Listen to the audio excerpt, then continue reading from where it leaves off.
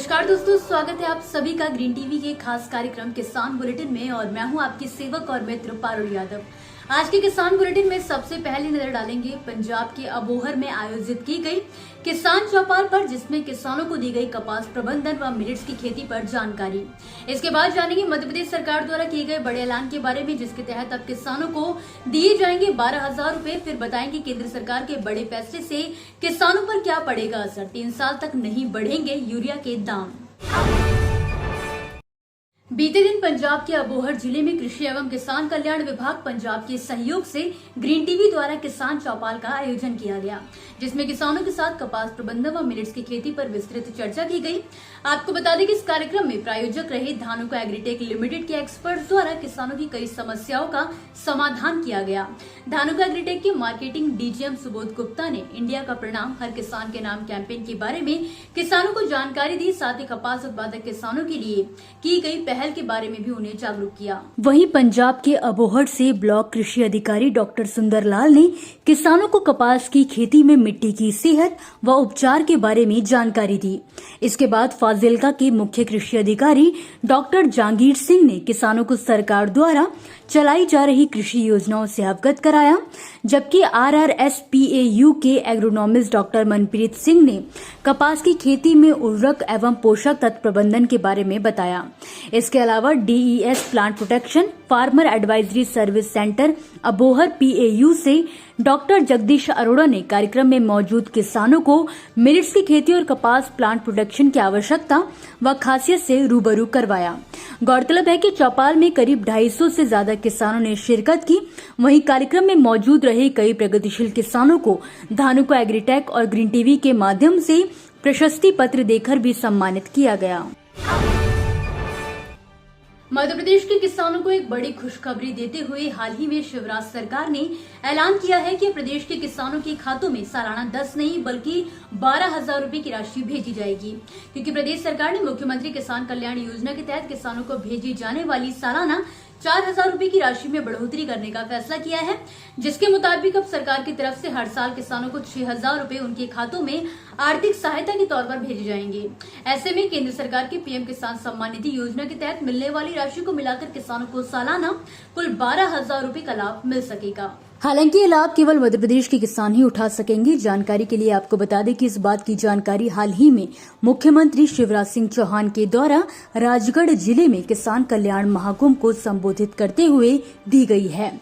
जाहिर है कि प्रदेश के किसानों को आत्मनिर्भर बनाने के मकसद से मध्य प्रदेश सरकार ने 25 सितंबर 2020 को मुख्यमंत्री किसान कल्याण योजना की शुरुआत की थी। इस योजना के तहत 2-2 हजार रूपए की किश्त में पैसे सीधे किसानों के खातों में ट्रांसफर किए जाते हैं। वहीं 6 महीने के अंतर पर इस योजना के तहत पैसा दिया जाता है।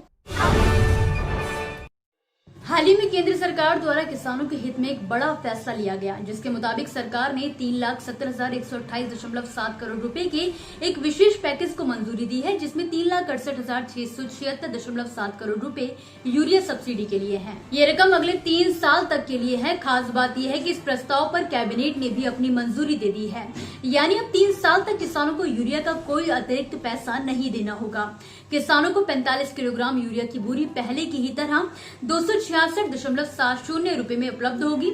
ये सब्सिडी 2022 से 23 से 2024 से 25 तक लागू रहेगी। साथ ही केंद्र ने जमीन में सल्फर की कमी को पूरा करने के लिए सल्फर कोटेड यूरिया की शुरुआत करने का भी फैसला किया है। आपको बता दें कि ये पैकेज हाल ही में स्वीकृत 2023 से 24 के खरीफ मौसम के लिए 38,000 करोड़ रुपए के NBS यानी कि पोषक तत्व आधारित सब्सिडी के अतिरिक्त है। दरअसल यूरिया NBS योजना में शामिल नहीं है। ये मूल्य नियंत्रण के अधीन है, यानी इसका कंट्रोल प्राइस है और उसके तहत MRP आधिकारिक तौर पर पहले से तय होता है। उससे अधिक दाम पर इसे नहीं बेचा जा सकता। फिलहाल केंद्र सरकार के नए फैसले से किसानों को यूरिया की खरीद के लिए अगले 3 साल तक अतिरिक्त खर्च करने की जरूरत नहीं होगी। इससे किसानों को खेती की लागत कम करने में भी मदद मिलेगी। तो दोस्तों, ये थी वो खबरें जिन्हें हमने आप तक विस्तार से पहुंचाया, लेकिन अब हम बात करेंगे कुछ ऐसी खबरों की जिनके बारे में भी आपके पास जानकारी होना बेहद जरूरी है। तो चलिए फटाफट से एक नजर डालते हैं खेती किसानी और कृषि क्षेत्र से जुड़ी आज की छोटी बड़ी अपडेट्स पर।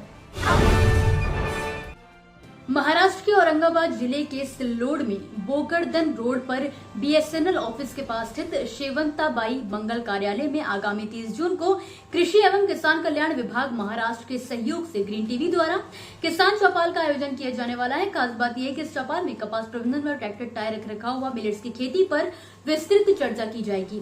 सीएट लिमिटेड व धानुका एग्रीटेक लिमिटेड के प्रायोजन में इस कार्यक्रम का आयोजन किया जाने वाला है। वहीं चौपाल में करीब 200 से ज्यादा किसानों के एकत्रित होने की उम्मीद है।